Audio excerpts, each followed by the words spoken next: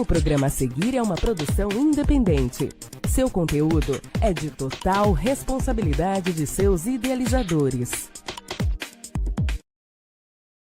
Blog Senadinho Macaíba, nós estamos iniciando mais uma entrevista aqui no nosso Senadinho em Debate, diretamente dos estúdios da City Banda Larga, a melhor internet fibra ótica de nossa cidade, onde você pode adquirir, através do aplicativo, a contratação do serviço. A partir de R$ 39,90 você já tem internet para poder conversar, assistir vídeos, ou seja, se integrar na rede de comunicação, onde você não fica sem notícias, sem informação, sem conteúdo. E o melhor conteúdo de Macaíba, blog Senadinho, www.senadinhomacaíba.com.br. A nossa entrevista está sendo gravada, então ela vai ser exibida nas nossas redes sociais e a gente pede que você, assim que receber o link, compartilhe, envie para seus amigos, porque assuntos que têm relevância para o nosso município, para a nossa cidade, para a sua rua, para a sua casa, para você. O Senadinho tem primado por trazer pessoas do município, convidados que também agreguem informações, agreguem valor ao que nós aqui almejamos, que é uma cidade que possa sempre estar progredindo, sempre trazendo um melhor para nós que aqui vivemos e aqui convivemos e vamos criar nossos filhos, netos. Então, como está chegando aí o período eleitoral, nós estamos iniciando uma rodada de entrevistas, de conversa com as pessoas da cidade que estão se colocando à disposição para poder, né, levar os seus nomes, suas ideias, suas propostas, seus projetos à representação que nesse ano acontece no dia 2 de outubro, né, as eleições que vão eleger governador, senador, deputado federal, deputado estadual. Então é uma oportunidade de você conhecer as ideias, de você conhecer as pessoas que no nosso município estão encarando essa possibilidade de nos representar. E eu estou aqui com uma jovem de 25 anos, ela é filha de empresários, o Yuri Givago e a Kátia Silene, que são seus pais, a Clarissa Matias, que nós já conhecemos, né, desde 2020, que ela também já colocou seu nome à disposição, e a gente vai conversar nessa entrevista com ela, saber desse novo desafio, né, que ela vai estar enfrentando aí já. Falta pouco mais de 70 dias, né, para que a eleição aconteça. E Clarissa, seja muito bem-vinda ao blog e ao Senadinho Debate, tudo bem? Tudo ótimo, é um prazer, André, estar aqui com você mais uma vez, aí, amigo que me conhece aí desde 2020, acompanhou um pouquinho da minha trajetória naquele momento, e estou muito feliz de estar aqui hoje no Senadinho Debate, conhecendo a sede de vocês. Parabéns pela organização, sobretudo, viu? E vamos aí conversar um pouquinho, saber dos próximos passos. A gente agradece a sua agenda, né, de poder ter vindo aqui conversar conosco. Só salientando que nós não estamos aqui à deriva, né? Nós estamos sob o comando de Clebson Isaías, que está cuidando de toda a parte técnica. Ele que não só cuida do layout, do que vai ao ar, cuida das edições, e a gente agradece muito a City Banda Larga e a Clebson por estar cuidando da programação, do programa, do cuidado com o que vai ao ar. É um parceiro da primeira hora. Parabéns aqui à City Banda Larga. E também aqui no estúdio conosco, o Yuri Givago, também o nosso amigo Jansen Leiros, Jansen Cortez, só quero lembrar do Jansen Leiros, acompanhando também conosco aqui, e a gente vai começar a conversar com Clarissa. Primeiro vamos, né, fazer essa trajetória um pouquinho, conhecer um pouquinho essa nossa entrevistada, né? Clarissa, você está com 25 anos. Isso. E quando foi que surgiu a ideia de você se dedicar à possibilidade de pleitear um espaço nessa caminhada política, né? Ou seja, geralmente o jovem, ele está com um pensamento muito voltado, preocupado o que é que vai fazer na sua profissão, o que é que vai dar certo, se não vai dar certo, o vestibular, mas você já começou a ultrapassar essas ideias, né? Você já está colocando seu nome aí, botando a cara para bater, como dizem, né, no Isso popular. aí, perfeito, André. Essa é uma dúvida que sempre surge quando as pessoas me conhecem. Primeiro porque não venho de família política, né? Não tenho ninguém aí que eu me lembre, que eu conheça, que tenha esse histórico político dentro da minha casa, da minha família. E não tenho nenhum amigo que também seja. Isso foi, na verdade, um interesse pessoal que surgiu meu desde ali dos meus 15, 16 anos, quando na época, isso é importante falar, que na escola, quando eu estava no ensino médio, eu tinha um professor de filosofia aqui em Macaíba que proporcionava debates dentro da escola. Eu nem votava ainda, mas ele fazia com que a gente convidasse, na época de eleições municipais, os candidatos a prefeito, a vereador no município, para fazer sabatinas com eles. E aí, todos esses momentos eram muito empolgantes para mim. Eu gostava de fazer os questionamentos para eles, ouvir as respostas, ficava indignada às vezes quando eu percebia a ausência de participação, de atitude deles no protagonismo político dentro da cidade. E como eu cresci no ambiente de educação, meu pai é um educador, sobretudo, minha mãe é psicóloga, cresci nesse lar, onde todos os dias eu ouvia falar sobre as necessidades, a falta de políticas públicas do nosso município, isso gerou em mim muitos incômodos. E aí eu falei até esses dias de entrevista anterior que eu falei, que esse meu interesse de cursar direito, ele já veio ali, ele surgiu no meu coração, foi plantado no meu coração há muito tempo atrás. E eu quis fazer direito porque eu entendia que um político, ele precisa, sobretudo, conhecer das leis. Ele precisa ser alguém qualificado.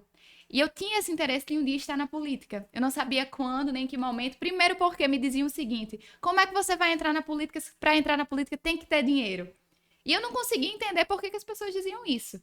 Mas as pessoas estavam falando, na verdade, da compra de votos, né? Só que eu quis mostrar que era possível participar sem usar desses mecanismos, né? Então, entrei na universidade, estudei direito, me formei, hoje sou advogada. No meio aí da minha graduação, tive a oportunidade de estagiar na Câmara dos Deputados em Brasília, e lá eu pude conhecer como era a dinâmica das atividades de um deputado federal, o que é que ele fazia. Conheci o Senado também. Lembrando que nesse estágio que eu fiz, eu era a única representante de Macaíba. Só tinha eu e mais outro colega do Rio Grande do Norte, dentro de vários, tinha representantes de todos os estados do país, e eu estava lá representando a nossa cidade, nosso estado, e simulando como se deputada federal fosse. E foi ali que eu confirmei um desejo que eu tinha no meu coração de trazer essa qualificação para a política, que é o que muito tem faltado. E quando foi em 2020, né, aos 23 anos, decidi lançar meu nome como opção para Macaíba. Mostrei que era em ano de pandemia, que era possível fazer uma campanha sem usar dinheiro público, sem usar de compra de voto. Fizemos uma campanha muito propositiva, gastando somente a voz e os sapatos, né? E consegui ainda ser a candidata mais votada do partido na época, faltando ali 30 votos para a gente ter um resultado. O último eleito para vereador em Macaíba teve 30 votos a mais que eu. E, enfim, a gente conseguiu mostrar que é possível e, mais uma vez, agora estamos tentando expandir essas ideias para o restante do estado, com o mesmo objetivo, uma campanha propositiva, uma pré-campanha propositiva aí para os próximos dias, e vocês vão acompanhar. Essa experiência de Brasília que você contou agora, onde você pôde entrar na realidade que é o dia a dia de um parlamentar, né, desse nível federal, aconteceu em que ano, Clarice? Foi em 2018, eu acho que eu estava no 7º, 8º período da graduação, estava perto de me formar.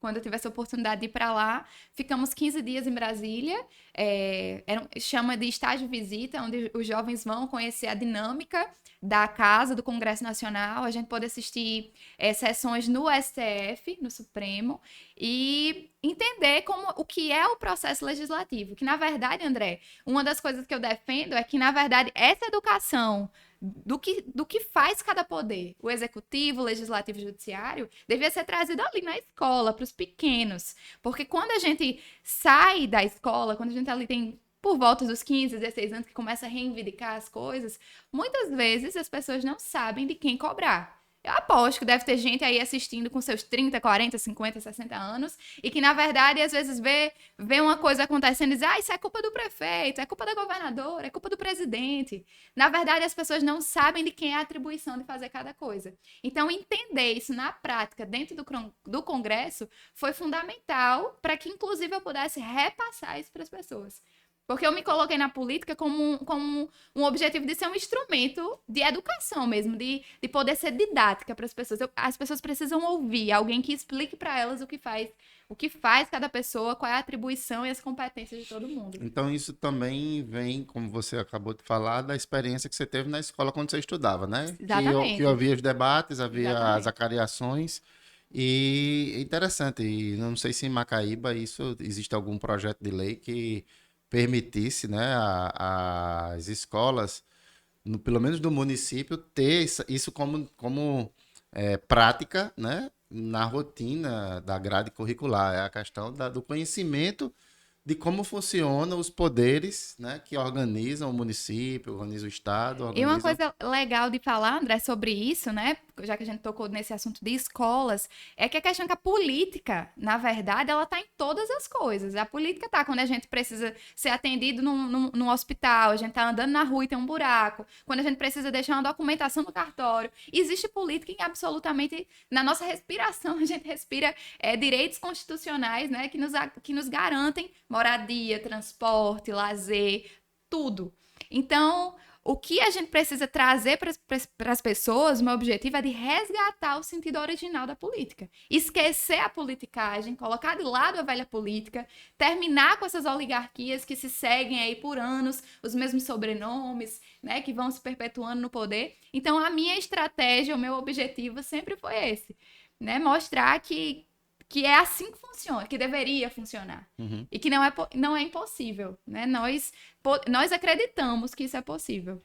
E aí vamos falar da sua experiência de 2020, né? Você se estruturou para atingir na sua plataforma de ação um público que você tem mais identidade, que é o público jovem, que justamente é um público bastante expressivo em termos de votação. Então você usou bastante as redes sociais, né? Sim. Como é que foi essa experiência? Houve interação? Você viu que é possível? Porque nós temos no Podemos o deputado estadual, Kelps, Não, ele é do ele é do Solidariedade. Solidariedade, né? Que ele também usa isso como estratégia, né? Inclusive ficou muito famoso, um celular na mão, se eu não me engano era um dos jargões dele, né? E ele usou muito isso e realmente foi uma sacada naquele período muito interessante. Ele conseguiu atingir um público muito expressivo. Como é que você viu a sua experiência de utilizar esses canais de comunicação para levar sua mensagem? O peculiar daquela eleição foi exatamente a pandemia. Então, a pandemia acabou prejudicando, de certo modo, o contato pessoal com as pessoas. Então, ou era a rede social, ou era muito difícil a gente conseguir fazer muito mais do que isso.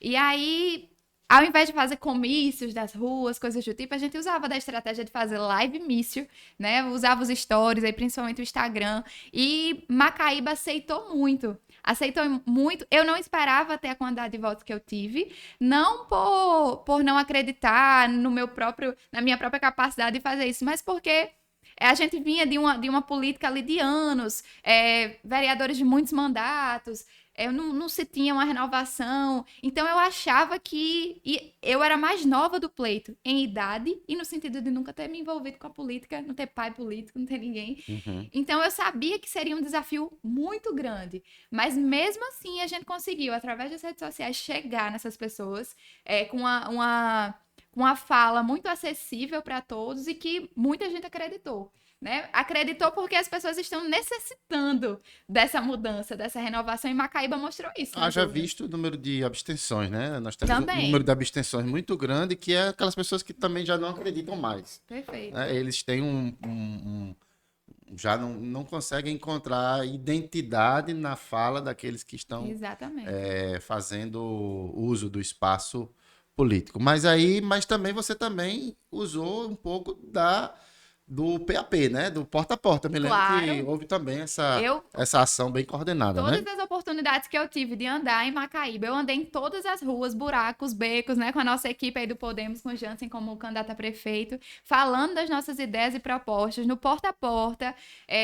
Muita gente, algumas pessoas às vezes nem queriam ouvir, porque estão cansados dessa história de política, mas o que eu sempre falo, né? Estão cansados da politicagem. E aí quando chega alguém dizendo, ei, não é sobre isso que eu tô querendo falar, não.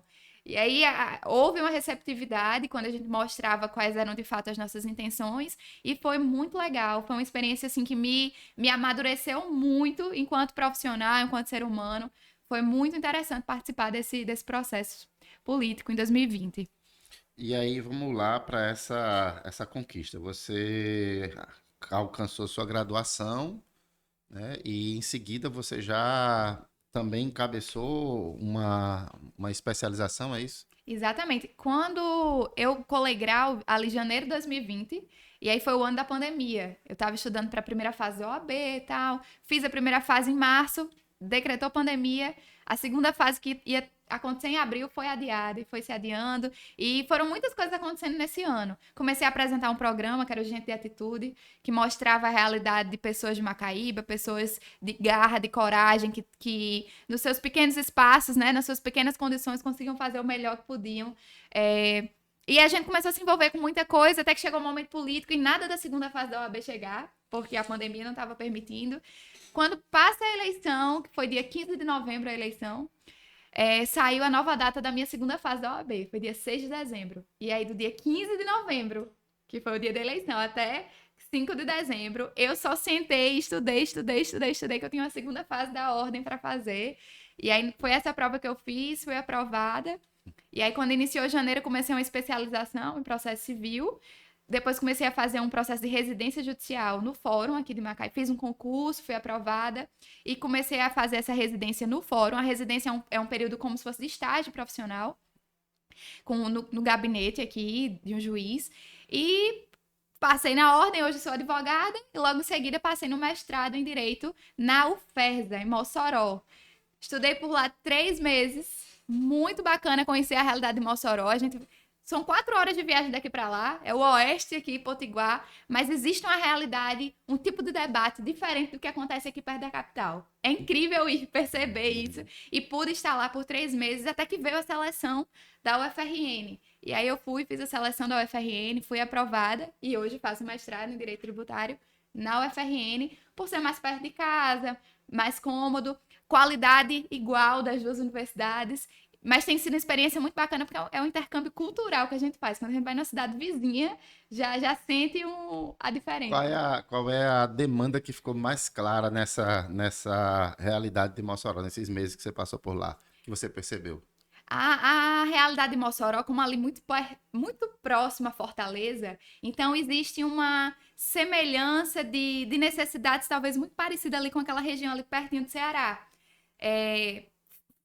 A gente sabe que aqui na nossa região metropolitana já falta muita coisa, né? Eu fui essa semana agora numa comunidade aqui na BR, onde o nosso lençol freático é o melhor, e falta água nas casas daquelas pessoas. Não tem água encanada, onde o lençol freático é o melhor. Então, aqui na nossa região, do lado da capital, falta isso. Lá no oeste, Potiguar, as necessidades, elas parecem que se revelam muito mais altas. Por outro lado, a cultura é muito valorizada. Né? Eu assisti Festival de Chuva de Bala em Mossoró, foi uma experiência muito legal. Não é da gestão atual que acontece lá, é uma questão que está enraizada na cultura do povo moçoroense. E foi muito legal vivenciar isso, que é algo que eu sinto falta aqui na minha terra, em Macaíba. A gente tem nomes ilustres aqui, Augusto Severo, Otto de Souza, Henrique Castriciano. E a gente vê o nosso solar, o nosso museu, falindo, caindo, nossa história sendo abandonada, esquecida, sendo maquiada, na verdade. E aí, essas foram algumas das percepções que eu fui tendo.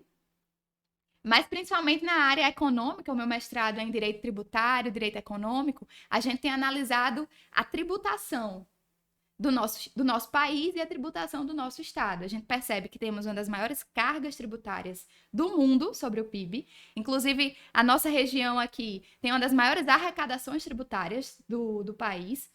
E, em contrapartida, o nosso IRBIS. O que é IRBIS, André? É o Índice de Retorno ao Bem-Estar Social. O nosso IRBIS, ele é feito com base no IDH, que é o Índice de Desenvolvimento Humano. É baixíssimo. Desenvolvimento humano é educação, segurança, saúde e tudo muito baixo. E como é que nosso tributo é alto e nosso IRBIS é baixo? Tributo, ele serve exatamente, tem uma função social que é a de ser alocado para essas áreas da nossa vida, para que não faltem essas questões. Se a gente tá pagando tributo alto, tá tendo isso baixo, significa que não está havendo aplicabilidade do recurso, né? Exatamente. Os recursos estão sendo provavelmente desviados, alocados em lugares errados. O que é que está sendo feito? Superfaturados. Aí falta, né? Exatamente. Eu vou derrubar a mesa, viu, Cleto? Já fui 2 vezes aqui, eu vi na hora de derrubar aqui. É uma coisa que eu sempre falava. Eu não sou contra festas, né? Eu sou a favor. Isso porque Mossoró, quando faz uma festa desse nível, ela não está fazendo a festa para promover o pão em circo, né? Ela tá promovendo uma arrecadação Ela faz estrategicamente promovendo uma arrecadação que, além de pagar as despesas da festa, deixa os dividendos para Exato. investimento na própria atividade cultural, na própria infraestrutura. Né? Perfeito.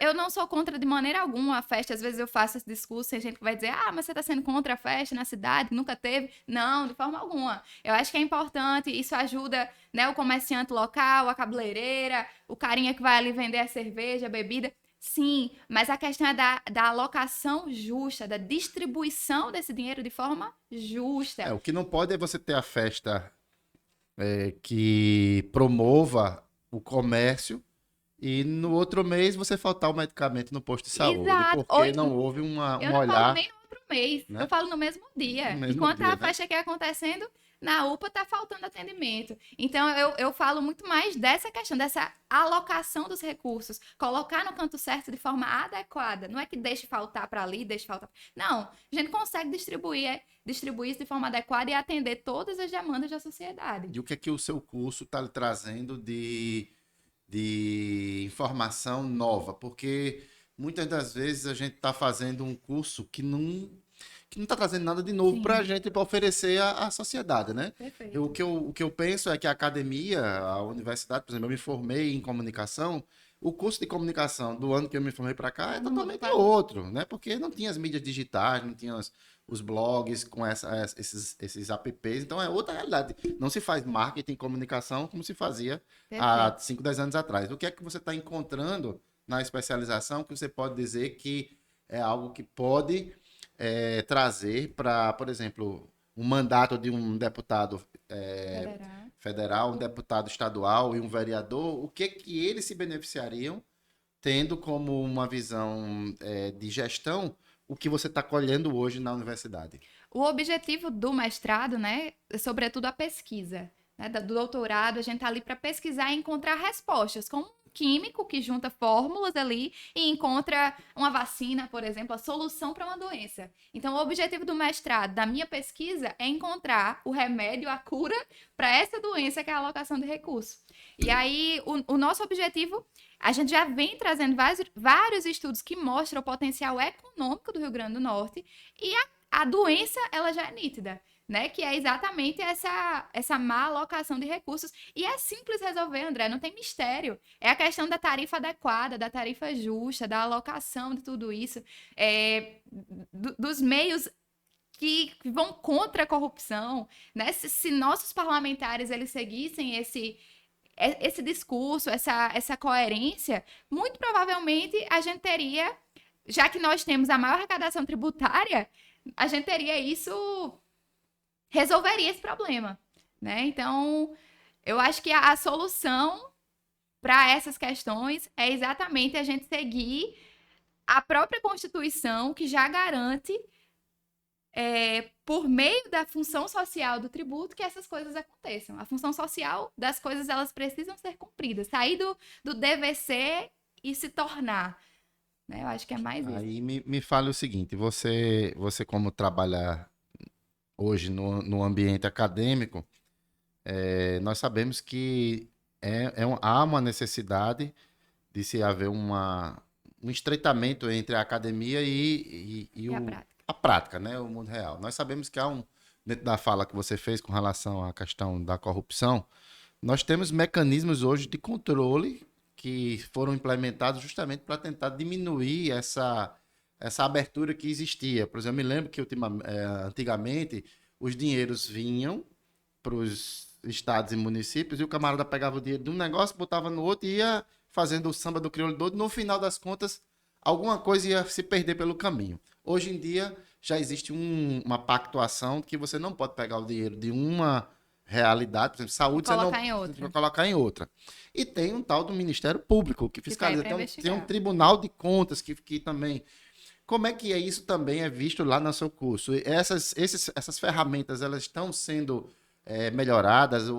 A academia, ela está conseguindo fazer uma intervenção para melhorar o que já tem hoje? Porque me parece que há ainda muita torneira aberta que precisa do olhar, da pesquisa, e é isso que você está falando, né? Você está pesquisando para tentar encontrar uma solução. E como é que está hoje essa parceria, esse olhar da academia com a realidade, com a prática. Eu acho que isso que você trouxe, André, é muito dessa mudança, onde hoje a gente tem o portal da transparência muito mais acessível e a gente consegue verificar se de fato os recursos estão sendo investidos ou não, mas consegue em fato, ou consegue mais ou menos, porque A população não não consulta, acessa né? o portal da transparência e não são todos os municípios, nem é todo lugar que fornece esse portal da transparência de forma clara. Não é tão transparente assim. Às vezes, para você conseguir encontrar o portal da transparência, já gera uma dificuldade. Então, esses dias eu falei ontem que uma colega minha mandou uma mensagem para mim dizendo: amiga, eu vi que você está pré-candidata a deputada federal e a gente aqui em casa está ajudando a quem nos ajuda. Minha mãe está precisando de uma cirurgia. E se você puder conseguir isso para mim, eu ficaria muito feliz. Só que aí a gente tem, por exemplo, o nosso senador da República que destinou para Macaíba 1 milhão de emendas para a saúde, para cirurgias. E o senador cobrou muito essa questão da transparência para quem que estava sendo mandada, para quem é que estava precisando dessas cirurgias, quais eram os nomes, os endereços das pessoas, o telefone. Por muito tempo isso foi negado. Foi negado porque diziam que isso ia infringir valores pessoais, o nome, a pessoa não ia querer expor que estava doente ou coisa do tipo. Mas e se a gente não souber quem é que está precisando de uma cirurgia? E cirurgia de quê? Acontece esses desvios, André, porque a gente descobriu, né? Eu não sei se você chegou a ver, o pessoal que está assistindo, que o senador ligando para os contatos, quem atendeu em certo momento no nome que estava lá precisando de uma cirurgia de hérnia de disco foi uma vereadora do município. Então, que não tinha aquele nome. Mas aqui está o nome de Maria Fulaninha das Santas. Não, aqui é a vereadora tal. Então, isso mostra que ainda se existem nomes de laranjas que são colocados para fazer essas cirurgias. E aí, ter essa transparência em mãos de forma clara e objetiva, eu acho que a gente precisa criar ainda. Não chegamos ainda nesse ponto-chave. Precisamos criar, celular que todo mundo tem na mão hoje, aplicativos onde a gente possa acompanhar quantas pessoas que faltam, quem são os nomes que estão na minha frente para conseguir uma cirurgia. Mecanismos fáceis e práticos da população poder acessar e fiscalizar. A gente não pode colocar tudo nas mãos do Ministério Público, porque elas são. Só que aqui em Macaíba são 4 promotores para 90 mil pessoas. Então, eu acho que se a gente tivesse condições de gerar esse poder de fiscalização para as pessoas, seria muito mais eficiente. Como aconteceu no mercado privado, vamos dizer assim, né? Nós sabemos que existe um Reclame Aqui, que é um blog, né? Um cara teve uma ideia de, já que o Procon não está conseguindo dar vazão a todas as reclamações, vamos criar uma plataforma onde as pessoas possam reclamar aqui. Acho muito parecido com aquele Celso Russomano que fazia aquele programa na televisão, como advogado, né? Colocando no ar, na vitrine, né? O que o nosso amigo fotógrafo Cláudio fez um tempo aqui em Macaíba. Cláudio colocou uma placa lá e colocou as fotografias. Esqueceram de mim. Era o pessoal que tirava fotografia e não vinha buscar. Então ficou ali, né? Tava ali, é dinheiro na parede ali que o pessoal contratou e não foi lá buscar. Então, o Esqueceram de Mim, ficou muito. Me lembrei do Reclame Aqui. Você ainda hoje tem acesso a essa plataforma, a gente chega. Tá lá, se antes de eu comprar qualquer serviço, eu dou uma olhadinha se não tem reclamação ali. E se aquela empresa, né? O bom dessa transparência, desse acesso fácil a essas informações, é evitar um pedido como esse. É evitar que as pessoas fiquem dependentes de político para pedir alguma coisa. É garantir algo que já está garantido numa Constituição. Você tem acesso à saúde, você não precisa pedir a político, né? Eu deixei claro, eu respondi, eu disse até assim, eu vou perder uma amizade agora. Mas eu respondi o seguinte, minha amiga, provavelmente vai aparecer algum candidato, algum já político que vai lhe oferecer, lhe dar essa cirurgia que sua mãe está precisando. Mas muito provavelmente você vai continuar precisando disso nos próximos 4 anos, quando houver outra necessidade. Porque eles estão deixando chegar o momento eleitoral, que é para fazer isso, e o povo fica aí se vendendo nesse momento de necessidade e passa os outros 4 anos vivendo as mesmas situações. Então a gente precisa estar alerta para inibir essas situações, e eu acredito que criar esses mecanismos de aplicativo, de trazer cada vez mais fácil o acesso à informação para as pessoas, vai evitar que essa politicagem, que essa velha política de compra de voto, de promessa essas promessas pequenas de compra de tijolo, seja lá o que for, a gente consegue coibir com esses mecanismos. Eu defendo muito isso. E aí me fala dessa sua nova empreitada. Você continua no Podemos, não é isso? Isso.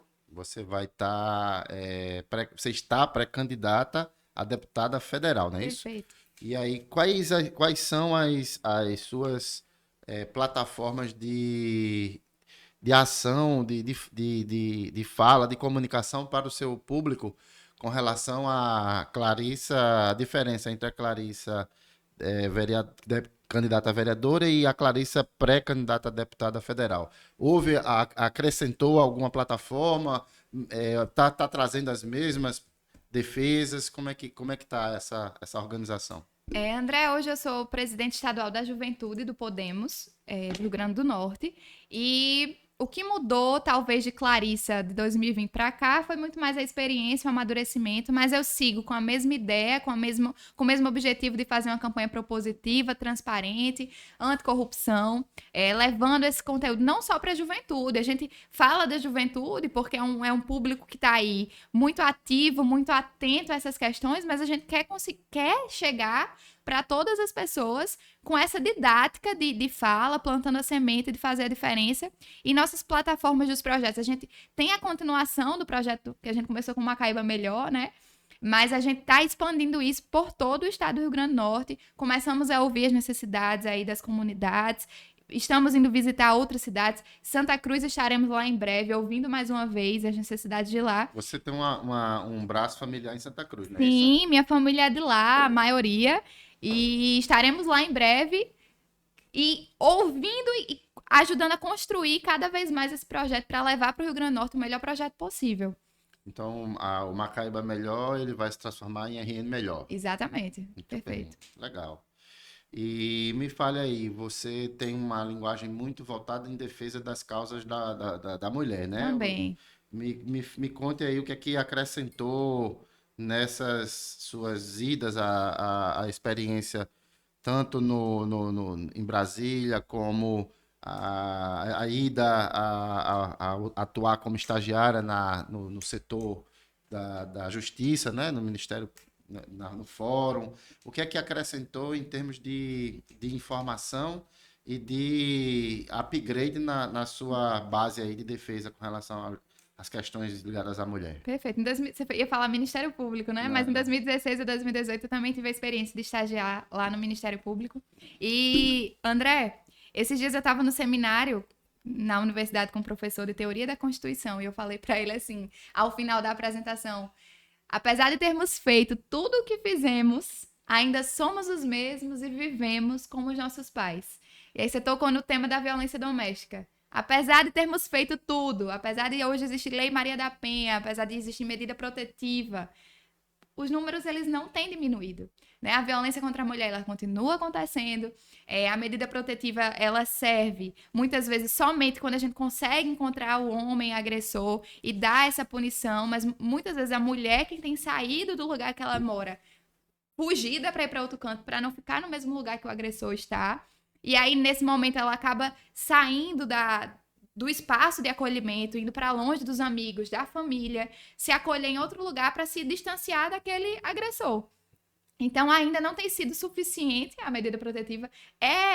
Foi bom ter se criado, mas ela ainda não é suficiente para evitar essa violência, porque quando esse homem que está ali impedido de se aproximar dela 200 metros, quando ele encontra ela, muitas vezes já encontra para matar. E aí você perguntou, né, o que é que mudou da sua pauta? A minha pauta segue defendendo a mesma ideia de que a gente precisa ter um avanço legislativo, principalmente, nessa pauta de defesa da mulher. Né? Porque o que a gente vê é que as mulheres elas continuam morrendo, elas continuam sofrendo essas violências. E aí eu vou puxar aqui um tema que é muito necessário e acaba também indo de encontro a essa temática, né? Nós sabemos que dentro da estrutura que nós encontramos na abordagem dessas pautas femininas, uma das pautas é a questão do direito a realizar o aborto, e vem se trabalhando no país já há alguns anos uma tentativa de descriminalizar o aborto para que as pessoas que não têm acesso a fazer o aborto clandestino pago, né, pelo poder do dinheiro, possam ter direito a ter o acesso dessa política pública no Sistema Único de Saúde, o que já é garantido em alguns casos pela lei, né? Então, como é que se posiciona você dentro dessa linha de temática em relação aos direitos da mulher na sua plataforma de fala? André, eu acredito que a nossa Constituição, ela já deixa claro as possibilidades em que a mulher ela pode abortar, né? Que são situações de estupro, situações do bebê encefálico, que é aquele que nasce sem o cérebro, e tantas outras situações que já estão garantidas na Constituição a partir de tantas semanas ali. Existe um período de semanas onde se é permitido fazer esse aborto. Mas fora essas situações que já estão previstas na Constituição, minha posição pessoal não é favorável a isso da mulher poder fazer isso quando bem quiser, até porque se existe ali uma outra vida, né? E aí a gente vai falar não só do direito da mulher, a gente tá falando do direito do ser humano, né? Existe já uma vida batendo dentro daquele útero e eu sou favorável que a continuação daquilo. Se não houver nenhuma das causas que a Constituição já permite o aborto, então não tem. Eu defendo essa pauta contra, né? Sim, perfeito, perfeito. Porque hoje em dia é uma das temáticas que estão atreladas à questão da violência contra a mulher, né?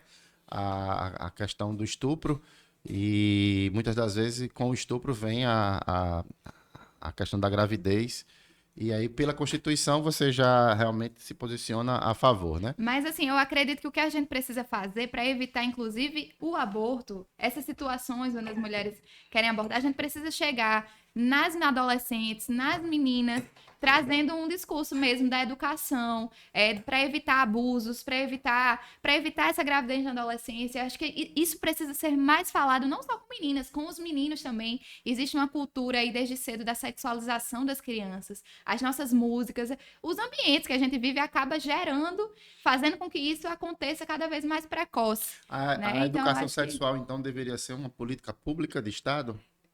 Sim, com certeza. Evitar abusos, né? A gente precisa evitar os abusos desde a infância. Porque há uma demonização da temática por parte de alguns setores partidários no país que confundem a ideia de ideologia de gênero com educação sexual, né? E a gente entende que a educação sexual é uma ciência que precisa, tá? Eu fui aluno de colégio de padres e lá tinha educação sexual. É porque quando eu falo nesse sentido dessa educação para essas crianças, é de poder orientá-las sobre situações de perigo, porque existe hoje, a pedofilia ainda continua muito alta. Na internet, então, nem se fala. Nós tivemos um caso da violência de uma jovem, de uma criança de 11 anos, né? Que houve uma decisão favorável, contrária que ela praticasse o aborto, porque seja uma tese que vai fora do que a Constituição prevê, né? E nesses casos de estupro, na maioria das vezes, quando a gente para analisar o caso concreto, a gente percebe que 90% das vezes quem comete o estupro contra uma criança é um familiar de dentro de casa, que ninguém imagina. Às vezes é o padrasto, é um tio, irmão, um primo. Então, é alguém que está dentro de casa. Então, quando a gente fala de tratar isso com as crianças, é de orientá-las para ter a percepção dos limites do próprio corpo, da própria idade, do que pode ser feito, do que não pode, quem é que pode, quem não pode, de poder educá-las para evitar a própria violência que elas possam sofrer, né? E evitar no futuro essas questões aí de aborto e tudo mais. Ensinar as maneiras preventivas, né? Aí eu pergunto, você quando estava na sua formação, a sua escola ofereceu esse tipo de orientação? Não, na escola eu acho que, na minha época, né, que não faz tanto tempo assim, a gente ainda tinha ensino religioso, que hoje em dia nem tem mais, a gente tem algumas disciplinas que hoje não são mais obrigatórias, mas isso, eu acho que é um ensino que tem que ser dentro de casa, inclusive os pais precisam ter essa orientação, e graças a Deus os meus sempre me orientaram nesse sentido. Porque aí é o que está o problema, né? Na grande maioria da população, ela é carente de uma formação. E aí a escola, que é um centro de formação, né, cultural, deveria ter uma grade curricular bem organizada, com profissionais gabaritados, para poder oferecer esse conteúdo, inclusive aos pais. Perfeito. Os pais deveriam ser chamados à escola para serem informados nessa temática e poder prevenir que os filhos passem pelo abuso pela violência, né? E as mulheres principalmente, que são os alvos. Mas hoje em dia não só as mulheres. Nós temos os garotos, os meninos Sim. sendo abusados E sexualmente, são né? muitos, inclusive. Muito, Às vezes a gente não vê os números, Em mas Macaíba a gente acha que isso não acontece, porque aqui a gente acontece gosta muito de muito. dourar a pílula, né? Mas se a gente for na AMAI, que é a associação que cuida de crianças que passam por violência social, nós temos lá crianças que Sim. estão lá por causa de violência sexual, né? Perfeito. Clarice, então a mulher continua sendo uma das suas bandeiras, a tributação é uma das suas bandeiras. Qual mais você inclui dentro da sua linha de trabalho de comunicação que você vai colocar para as pessoas que estão lhe assistindo aqui no blog? Acho que a maior bandeira que abrange todas essas aí que você possa citar e muitas outras, se a gente for elencar aqui, é a educação. Porque tudo isso que a gente tratou aqui, se você perceber em todas, eu citei um pouco da educação. Quando eu falei da tributação, a gente precisa ter economia financeira, aprender a educação financeira na escola. Quando eu falei da mulher, a gente precisa trazer mecanismos de chegar não só para as mulheres em redes de acolhimento e tratar desse assunto, mas mesmo de conversar com homens, de tentar dirimir, acabar com algumas questões ali de séculos passados que os homens trazem até hoje, né? Quando eu falo dessa questão da criança, violência doméstica, tudo envolve educação. Acho que a educação é o pilar para todas as coisas. Nos nossos índices de educação aqui no nosso estado do Rio Grande do Norte, apesar de termos uma professora no nosso executivo, eles são muito baixos, né? A gente vê aí que 60% das crianças do Rio Grande do Norte, elas muitas vezes vão para a escola por causa da merenda escolar e o nível de educação em si, falta professor, tem faltado atenção. Então, eu acho que o pilar de tudo é a educação, a maior bandeira que a gente tem para levantar. Até porque foi nesse meio que eu cresci, dentro de uma escola. Sim. Então, nós estamos encaminhando para o nosso fechamento da nossa conversa, Clarice. Eu queria deixar o microfone aberto para que você fizesse a sua fala, né? Falasse da sua agenda, como é que vai ser os próximos dias do seu trabalho aí de visitação, como é que está sendo essa viagem ao interior, né? Que você vai a Santa Cruz, não é isso? Também. Fazer uma viagem a Santa Cruz e convidar as pessoas para a convenção, não é isso? Exato. Nossa convenção vai ser dia 5 de agosto, na Escola Maria Ilka, lá no Bom Pastor, a partir das 18 horas. E a partir do dia 5, nós seremos, de fato, candidatos, né? Até lá ainda somos pré-candidatos. Teremos aí uma chapa para federais totalmente completa e talvez uma chapa para governo, saberemos na hora. E estaremos andando aí nos próximos dias para Santa Cruz, para Apodi, para Mossoró, para diversas cidades do nosso estado. A sua assessoria está lhe eu dando não uma tô dica. Passa aí o celular para ela. Ah, tá. Uma informação muito importante, né? A última vez que Macaíba teve um deputado federal.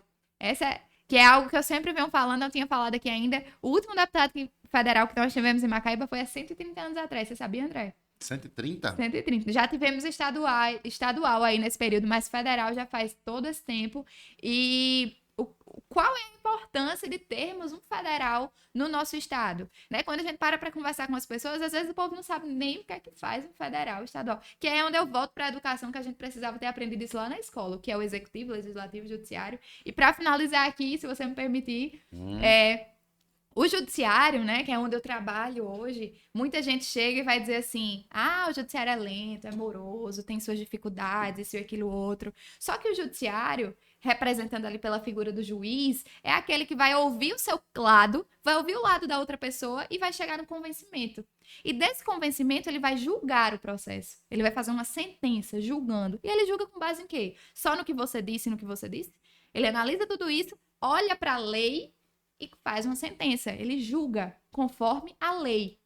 O executivo, que é o nosso presidente, nosso prefeito, nossa governadora, são os cargos do executivo, eles são quem estão sobre a presidência da administração pública do país, do estado e do município.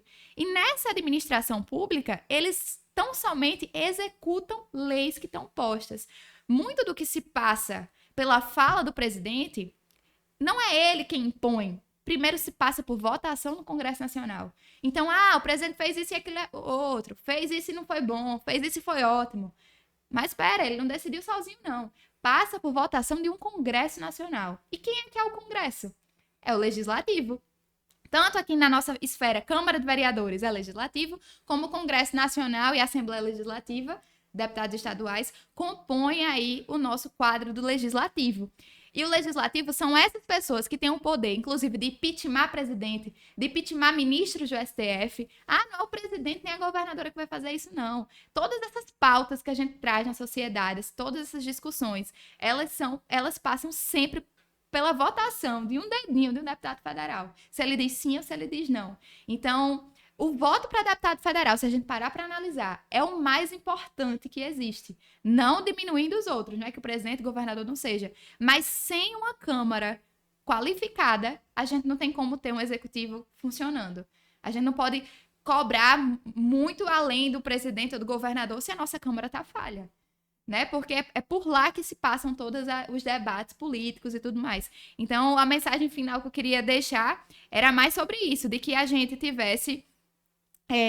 que as pessoas pudessem analisar, estudar, prestar atenção nesse momento político que se aproxima, botassem um pouquinho de lado essa discussão, Lula, Bolsonaro, é isso ou aquilo outro, e vamos pensar em quem é que a gente vai escolher para deputado estadual e para deputado federal. Quem serão essas pessoas que vão criar as leis do país, para depois eu não chegar no judiciário dizendo que a lei não funciona? Dizendo, menoridade, isso e aquilo outro, devia ter sido preso, não foi, a lei não funciona. Então, antes de chegar colocando culpa no presidente, no prefeito e na governadora, vamos ver quem é que está criando as leis. Porque o povo está esquecendo. Quem foi que vocês escolheram na eleição há 4 anos atrás para deputado estadual e federal? Há 8 anos atrás, quem foi que vocês votaram para estadual e federal? As pessoas esquecem, né? Então, eu acho que o objetivo é tentar fazer com que as pessoas façam isso de maneira qualificada, né? Opções boas têm surgido. Muito bem. Clarissa Matias, então a gente está aqui no nosso espaço, né, promovendo essa roda de conversas com os pré-candidatos, né, e esperamos que você, Clarissa, consiga cada vez mais concretizar nessa sua caminhada esse volume de adesões, né, que são importantíssimos para chegar a concretizar no 2 de outubro essa votação e que se Macaíba tiver uma deputada federal que seja para lutar realmente pelos nossas carências, nossas necessidades. Municípios muito menores que Macaíba têm um representante federal. Verdade. Que trazem emendas para os seus municípios. E Macaíba, com seus 60 mil eleitores, está colocando... Tanta gente, elege tanta gente de fora. De fora, né? E não temos esse representante, né? Então vamos analisar aí as opções que Macaíba tem lançado esse ano para a federal e ponderar o que é melhor para a nossa cidade e para o nosso estado, principalmente.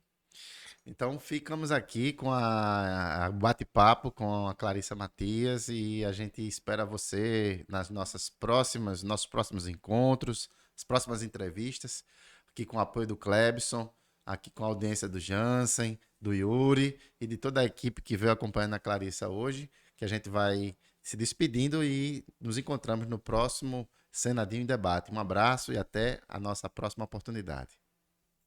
Quer ultra velocidade em internet? Assine City Banda Larga. Internet fibra ótica perfeita para você assistir filmes e séries em 4K sem pausas.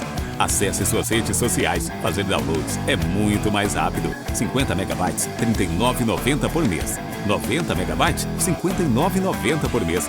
300 megabytes, R$ 99,90 por mês. Velocidades de 50 a 300 MB, com Wi-Fi ultra veloz. Suporte rápido e eficiente. Ligue ou chame no Zap 84 40 42 1002. City Banda Larga. A melhor internet para você.